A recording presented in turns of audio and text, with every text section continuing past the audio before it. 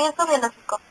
Aquí, tanto el personal de la clínica como los pacientes pueden ser portadores de organismos patógenos, como por ejemplo tuberculosis o hepatitis B, por lo que es necesario adoptar diferentes medidas de protección o precauciones universales con el fin de prevenir la infección cruzada.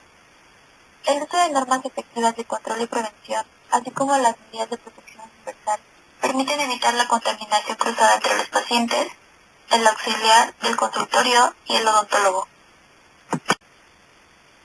El riesgo que se verá será el riesgo biológico. Este incluye afecciones bacterianas, virales, hongos y demás enfermedades parasitarias que puedan causar enfermedades. Es importante tener en consideración tanto las enfermedades transmisibles como sus vías de transmisión. En estomatología, las enfermedades transmisibles de mayor importancia son hepatitis viral A, B, C, D y E, infección por VIH, infección por herpes simple, tuberculosis, sífilis, gonorrea, faringitis aguda que puede ser viral o bacteriana, mononucleosis infecciosa, influenza y rubiola. Riesgo biológico.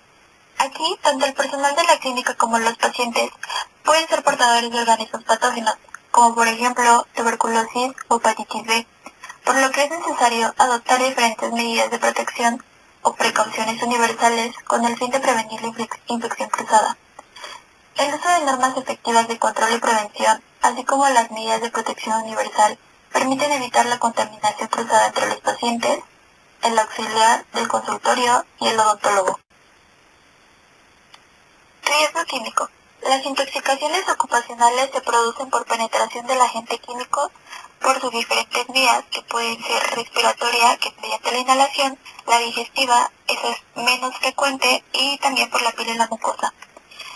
Aquí estamos en un alto riesgo, ya que estamos frecuentemente utilizando materiales dentales que se verán en la siguiente diapositiva.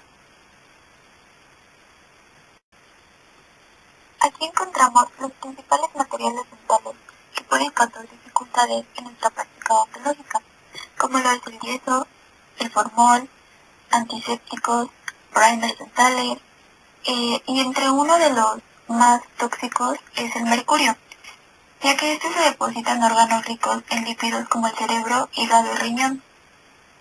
Cuando sus niveles están por encima de los valores límites permisibles, se comienza a presentar diferentes signos y síntomas, como lo es el temblor, la debilidad, el escalofrío, angustia, náuseas, vómitos, sabor metálico en la boca, astenia, sensación de opresión en el tórax y daños irreversibles en el riñón, así como alteraciones en el sistema nervioso central y finalmente la muerte. Para evitar el riesgo ergonómico, debemos utilizar unos equipos diseñados para nuestras necesidades, que tienen que contemplar nuestros requisitos antropométricos y así evitar diferentes daños en nuestra columna, como lo es trastornos de la estética vertebral a consecuencia del pasito operador y deformaciones de la caja torácica. En el riesgo psicológico se considera el estrés como influencia en la estomatología por la acción de 4 factores fundamentales. Los factores psicosociales, el comportamiento de los pacientes con el medio, la presión asistencial del operador y factores físicos adversos. Para evitar o disminuir el riesgo psicológico, podemos tratar de evitar el estrés, practicar ejercicios de relajación y realizar frecuentemente ejercicios físicos al aire libre. Riesgo biológico. Aquí, tanto el personal de la clínica como los pacientes pueden ser portadores de organismos patógenos, como por ejemplo tuberculosis o hepatitis B, por lo que es necesario adoptar diferentes medidas de protección o precauciones universales con el fin de prevenir la infección cruzada. El uso de normas efectivas de control y prevención, así como las medidas de protección universal, permiten evitar la contaminación cruzada entre los pacientes, el auxiliar del consultorio y el odontólogo. Cadena epidemiológica. Esta es la secuencia de elementos que intervienen en la transmisión de un agente desde una fuente de infección a un huésped susceptible. o sea, los pasos que sigue un agente causal desde su hábitat natural, que es el reservorio, hasta los pedidos susceptibles. A continuación se les mostrará los pasos o eslabones de una manera más detallada. Huésped u hospedero susceptible. Es el individuo sano en el cual se puede desarrollar la enfermedad transmisible. Presenta las siguientes características: edad, raza, estado nutricional, condiciones de vida y de trabajo, susceptibilidad, resistencia e inmunidad. Es importante mencionar que todos los pacientes, sin distinción alguna, pueden ser de alto riesgo y todo fluido corporal como potencialmente contagioso. Agente patógeno. Es aquel elemento que debe estar presente en una enfermedad para que ésta se desarrolle. Puede ser biológico, físico o químico. Las características del agente deben ser intrínsecas, comportamiento en el huésped, comportamiento frente al medio. Algunas enfermedades que podemos contraer en nuestra práctica odontológica pueden ser causadas por virus y causadas por bacterias. Entre las causadas por virus están hepatitis B, C y D, conjuntivitis herpética, herpes simple, SIDA, papiloma del virus humano, mononucleosis, y entre las causadas por bacterias se encuentra la neumonía, infecciones por estafilococo, estreptococos y aquellas enfermedades transmitidas sexualmente.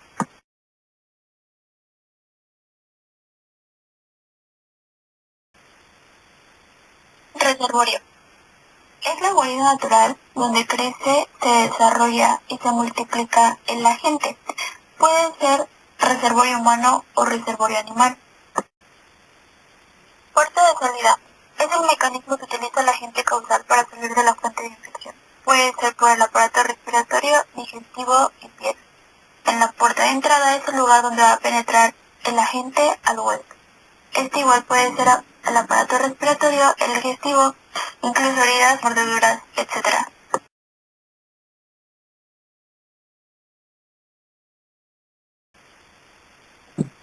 El contagio de las diversas enfermedades que podemos contraer en nuestra práctica odontológica puede ser: 1. Sin atravesar barreras epiteliales, y 2. Atravesando las barreras epiteliales.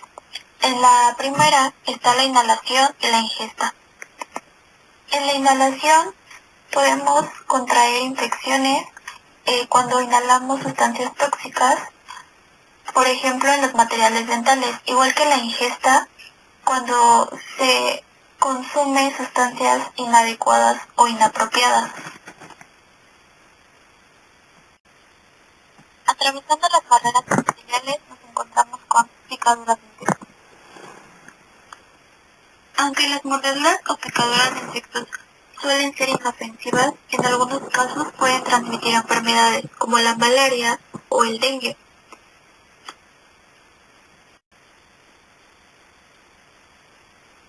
Las cortes y heridas es un riesgo que tenemos potencialmente activo, ya que nosotros trabajamos con instrumentos punzocortantes. Podemos contraer diferentes infecciones por una herida. Entre ellas se encuentra el tétanos. El tétanos puede desarrollarse días o incluso semanas después de la herida. Esta da lugar a una rigidez en los músculos de la mandíbula, entre otros, pudiendo llegar incluso a convulsiones y a la incapacidad para respirar. Por ello, y por otras infecciones, es importante que nosotros como estomatólogos contemos con las vacunas necesarias. También se pueden contraer infecciones en trasplantes de órganos. A pesar de que es una técnica que salva vidas, no se exenta de algunas infecciones como son virales, bacterianas y fúngicas. Manejo de material punzocortante. Todos los objetos afilados, como lo son las agujas, el explorador, las hojas de bisturí, que están contaminados con sangre y saliva del paciente, se consideran potencialmente infectivos, y estos deben de manejarse con cuidado para evitar accidentes. Tenemos que tener especial cuidado tanto como en eliminar los que son desechables en los contenedores específicos, como en la limpieza de los que se pueden volver a utilizar. La limpieza del material se puede dar de dos formas: manualmente y con limpiador ultrasónico. Esta última es el más efectivo y se prefiere mejor este método.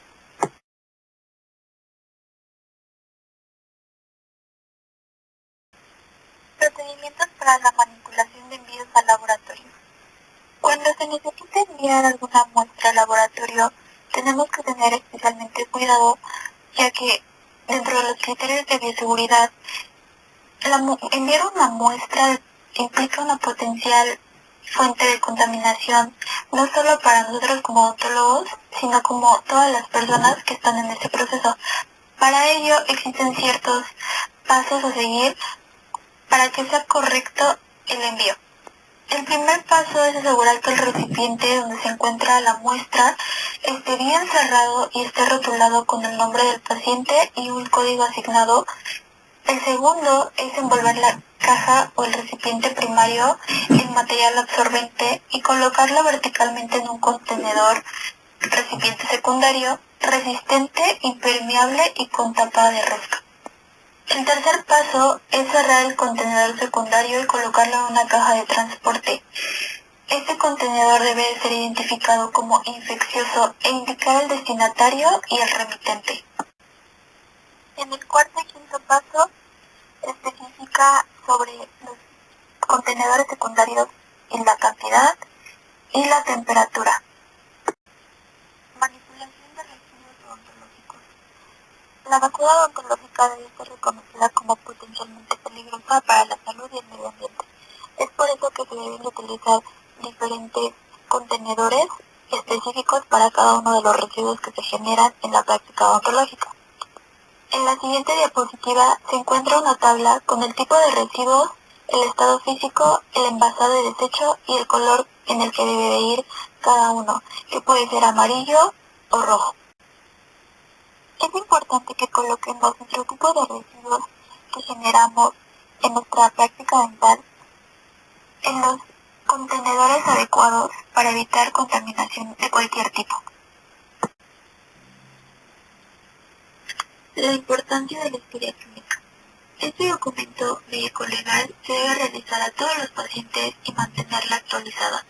Nos permite identificar pacientes potencialmente infecciosos, aunque como ya lo habíamos visto con anterioridad, todos son potencialmente infecciosos y no debe haber ninguna distinción.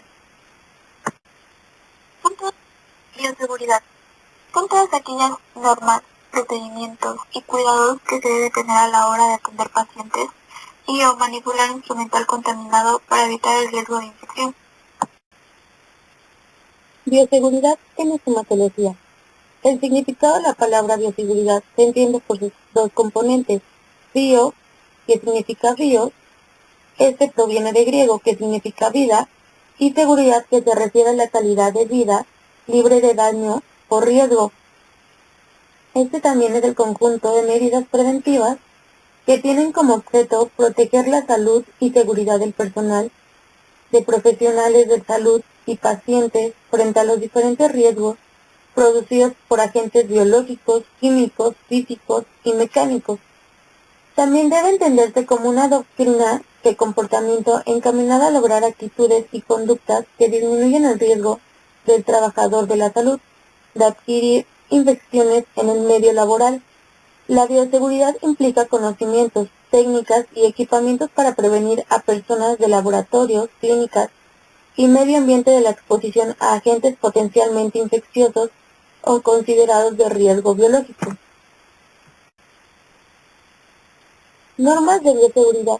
¿Qué son las normas? Son un conjunto de reglas establecidas para conservar la salud y seguridad del personal paciente y comunidad frente a los riesgos de infección. Debemos recordar que la sangre y la saliva de todos los pacientes deben ser considerados como potencialmente contaminados y de alto riesgo. Hay que utilizar gorro, barbijos, pantallas, camisoles y guantes en todos los procedimientos de atención clínica de pacientes, así como debemos lavarnos las manos al iniciar y al terminar cada procedimiento. Debemos manipular con protección el material cortopunzante como son las agujas, hojas de bisturí, cuchillas, curetas, y a la hora de terminar debemos desecharlos en un envase de plástico rígido resistente a la perforación con tapa a rosca. Las compresas donde se dispone el instrumental deben ser removidas una vez finalizada la atención del paciente. El uso de eyectores de alta velocidad con dispositivos desechables y una adecuada posición del paciente disminuye el riesgo de contaminación en los distintos procedimientos. Debemos disponer en forma adecuada los desechos. Descontaminemos la superficie de trabajo de acuerdo a los procedimientos básicos de limpieza y desinfección. El material y los equipos de trabajo deben desinfectarse, desgelinarse y esterilizarse después de cada procedimiento de acuerdo a los procedimientos básicos de limpieza y desinfección.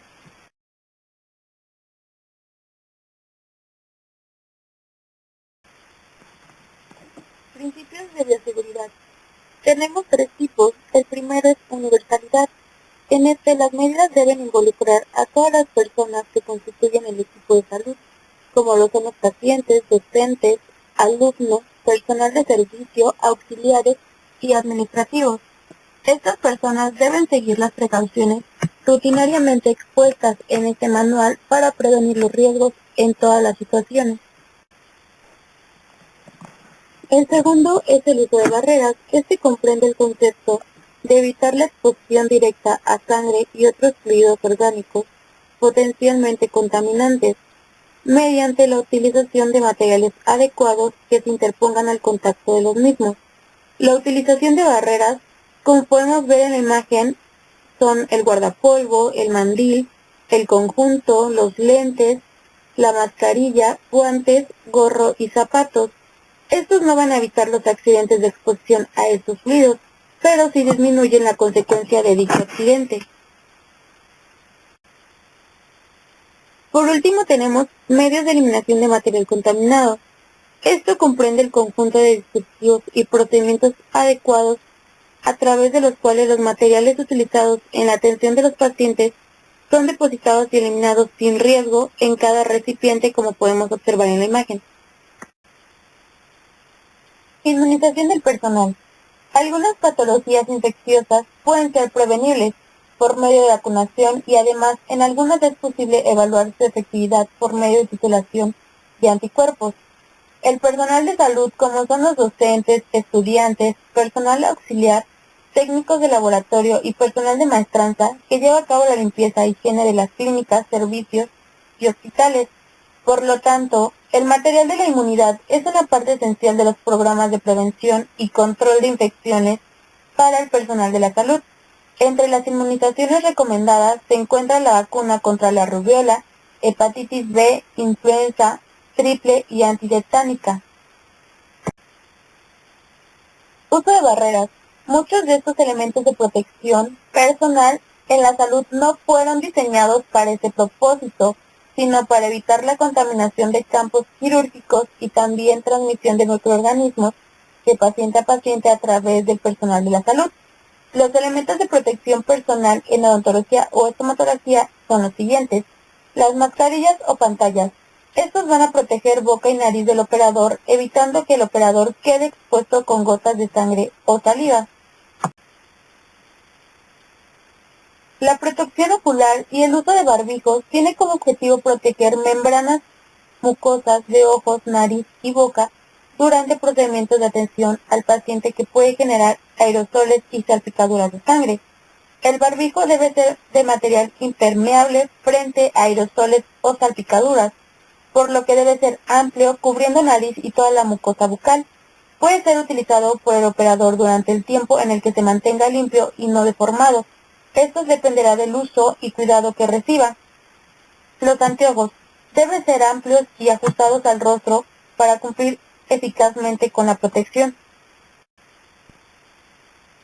El uso del camisolín oficia como protector corporal antebrazo y brazo, fundamentales en los tratamientos odontológicos ante la exposición con sangre o líquidos corporales.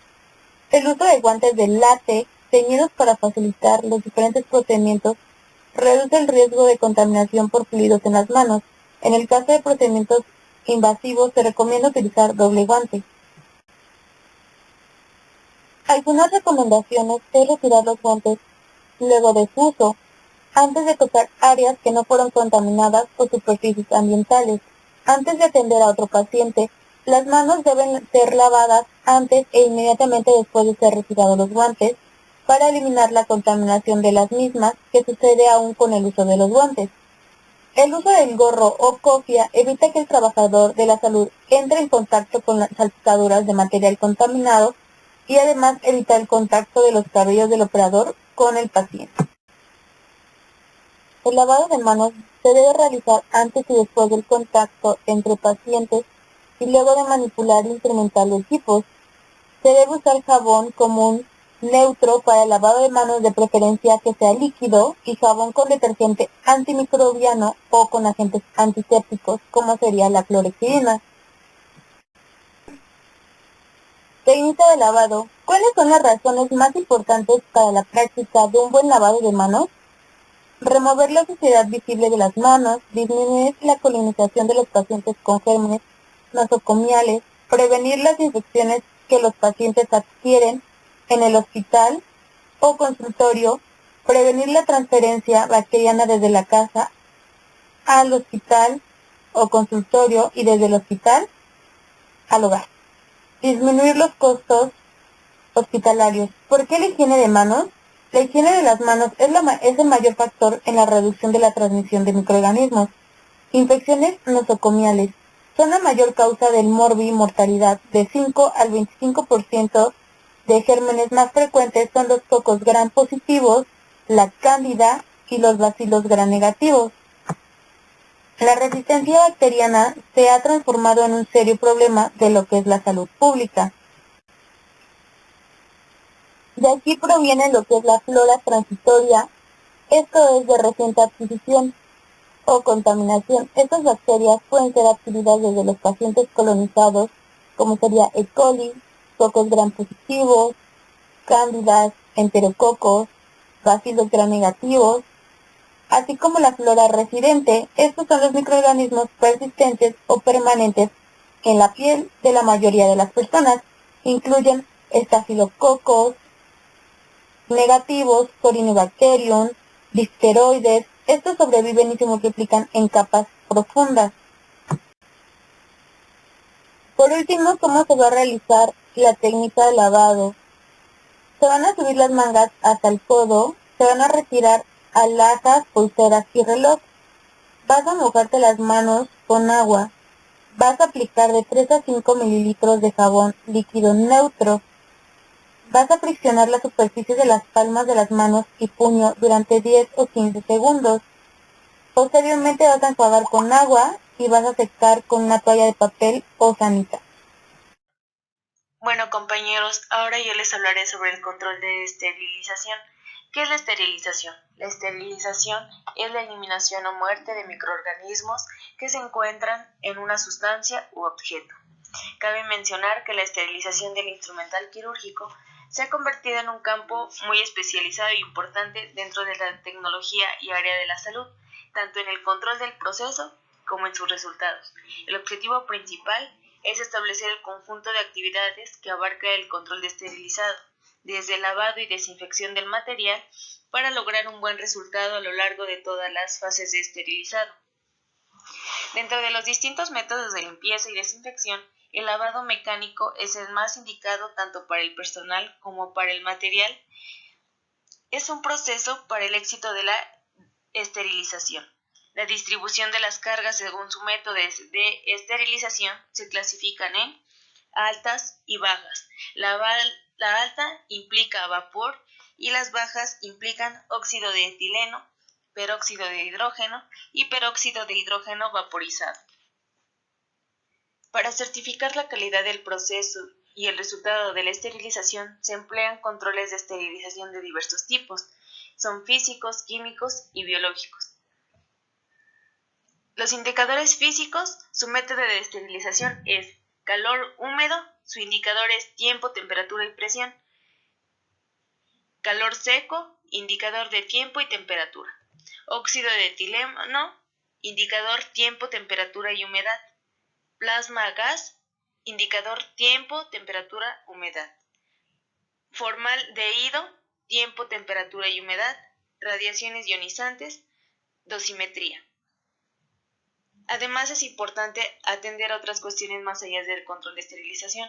Estas cuestiones son el empaquetado, la manipulación y la conservación del material estéril. Los controles de esterilización químicos están basados en indicadores colorimétricos. Son tiras reactivas compuestas de franjas con tintas reactivas, compuestas por sales metálicas que cambian de color. Existen tiras de control, cintas autoadhesivas, los llamados integradores y el test de Bowie-Dick para autoclaves de prevacío. Además, algunas de estas tecnologías son multiparámetro, es decir, atienden varios indicadores químicos a la vez.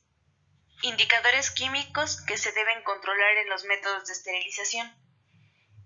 El método de esterilización es calor húmedo e indica tiempo, temperatura y el test de Bowie-Dick.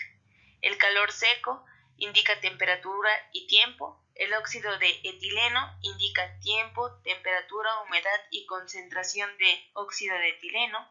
Plasma gas indica tiempo, temperatura, humedad y concentración de peróxido de hidrógeno. Y formaldehído indica tiempo, temperatura, humedad y concentración de formaldehído. Por último, están los controles de esterilización biológicos, que son dispositivos que utilizan formas de resistencia bacterianas, esporas atenuadas. Conviene decir que después de los priones, las esporas bacterianas son las más resistentes ante la esterilización. Los controles biológicos se consideran el único medio de garantía para confirmar la esterilización. Conviene apoyarnos con los controles físicos y químicos para garantizar aún más la eficacia de la esterilización. Las esporas que se utilizan en los controles biológicos son: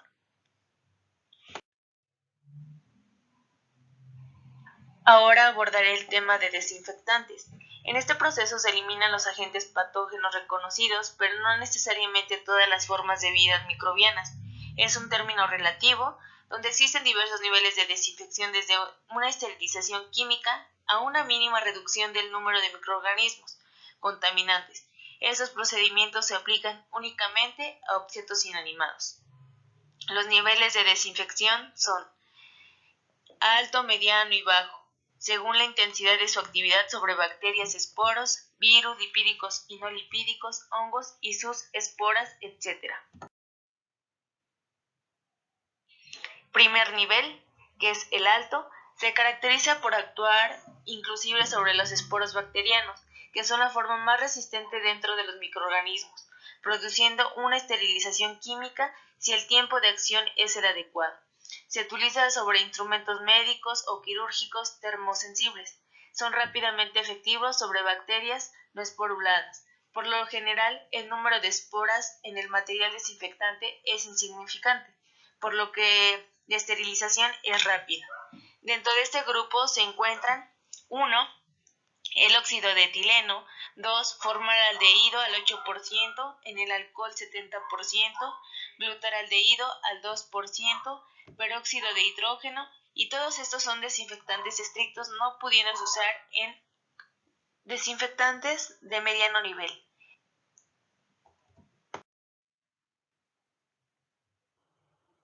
Desinfectantes de mediano nivel. Si bien estos no destruyen esporos, si lo hacen con gérmenes tipo tuberculosis, hongos, virus no lipídicos. Algunos agentes son: 1. Compuestos clorados, por ejemplo, hipoclorito de sodio; 2. Compuestos iodados, iodoforos y alcohol aldehído; 3. Compuestos fenólicos; 4. Alcoholes; 5. Clorhexidina. La mayoría de estos son utilizados como desinfectantes y antisépticos a la vez. Desinfectante de bajo nivel. Son aquellos que actúan durante tiempo razonable, no destruyen esporos, ni Mycobacterium, ni virus no lipídicos. Por ejemplo, 1. Compuestos de amonio cuaternario; 2. Compuestos mercuriales. Ahora les mencionaré las características de un desinfectante ideal. Un desinfectante ideal reúne las siguientes características. 1. Amplio espectro, inactiva de bacterias gram positivas, gram negativas, microbacterias, virus, hongos, espora. 2. elevada potencia microbicida. 3. Acción rápida y sostenida. 4. No inactivado por materia orgánica. 5. Compatible con detergentes. 6. Estable a la concentración y dilución recomendadas, que no sea tóxico y no debe ser de potencial alergénico.